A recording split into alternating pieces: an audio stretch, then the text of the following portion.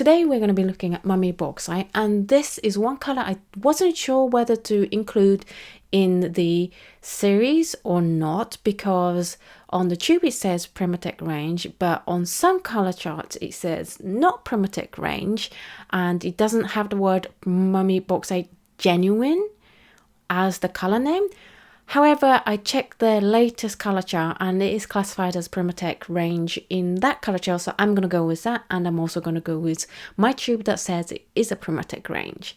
Anyway, Daniel Smith says about Mummy Bauxite: a warm cinnamon color that granulates to resemble rusted iron. Daniel Smith's Mummy Bauxite combines powerful color with visual texture. Mummy was a very popular organic pigment in the 18th and 19th century. Side note, they used to also use powdered mummies as medicine as well. Anyway, back to what Daniel Smith says about this color. Rumored to have been made from ground Egyptian mummies. The mineral's name comes from Les Baux in southern France, where it is first identified in the 19th century. Our source brings us Mummy Bauxite from Chitinskaya province. Unlike the old world color, Daniel Smith's Mummy Bauxite is extremely lightfast and low staining. You get the tonal warmth and depth of the traditional mummy with the modern assurance that the color is strong, stable and consistent. So Daniel Smith's Mummy Bauxite is clearly not made out of mummy, but it is made out of natural iron oxide, and therefore it is very affordable at being a Series 1 color. It is classified as excellent in light fastness, semi-transparent, low staining and granulating.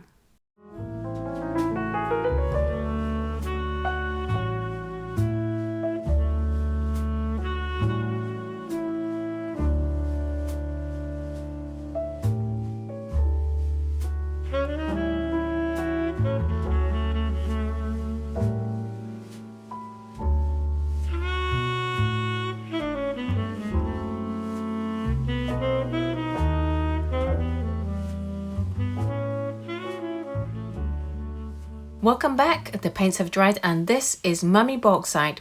I love Mummy Bauxite. I think it's a very useful color. First impression is that it's a very useful color because it's a burnt sienna kind of color with some granulation, but not like crazy granulation. Let's look at the hues first, and this is the Daniel Smith Primatek range colors that we are covering in this series. Here is Mummy Bauxite painted from wet paint, and this is painted from paint that's been dried on the palette. So quite different depending on whether you paint from wet paint or dry paint. Painting it from wet definitely gives you more stronger brown color, whereas painting it from dry gives you a nice warm color. So I would say it's a very flexible color and very versatile color in that you can get very different experiences depending on whether you paint from wet paint or from paint that has been dried on a palette.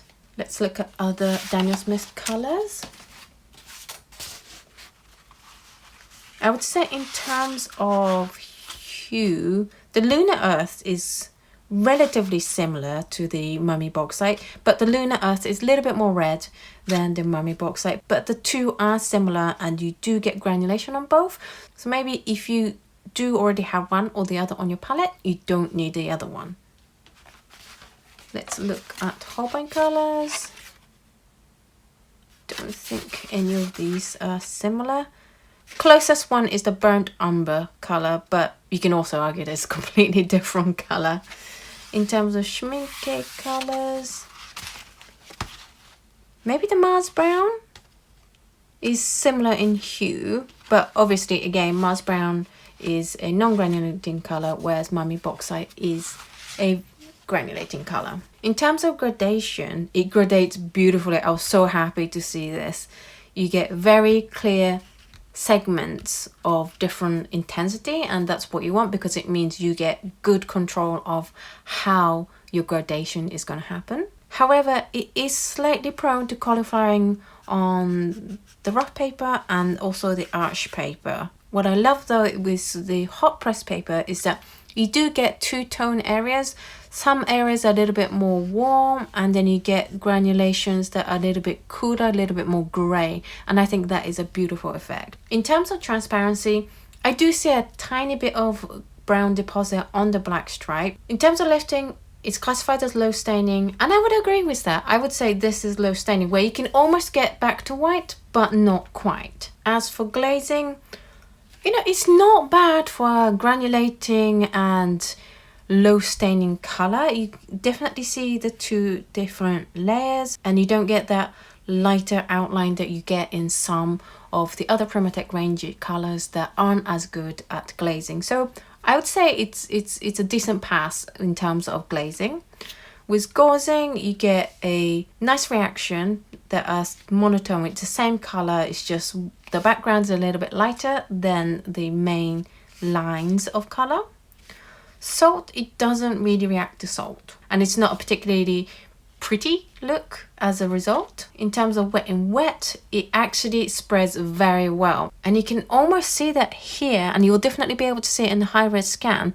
When a color moves fast, you get these little lines, almost like speed lines of the pigment moving through the water. So it definitely moves fast. If you don't like that, this isn't the color for you. If you like your painting to be a little bit on the wild side while you're painting, then this is a fun one to use. Where the Mummy Bauxite really shines is in the color mixes. I am in love with all these colors. It's relatively highly tinting, so you can get stronger mixes of color whilst honoring the Mummy Bauxite's features. I absolutely love this mustardy color that you can get from Cadmium Yellow Light.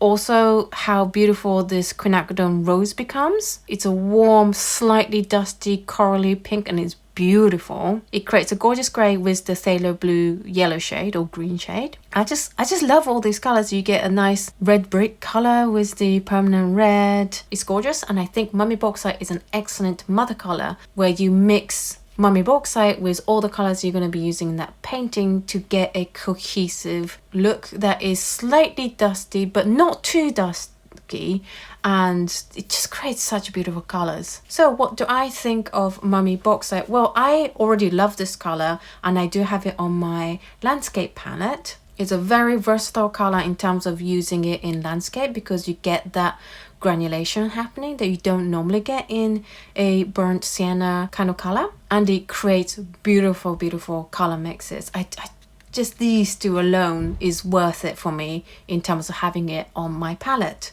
So what do you think of Mummy Bauxite? Do you like this color? What do you think of the color mixes that it can create? If you already use Mummy Bauxite in your painting, do let us know your favorite way of using Mummy Bauxite. Thank you so much for watching this video, and I will see you in the next video. Bye!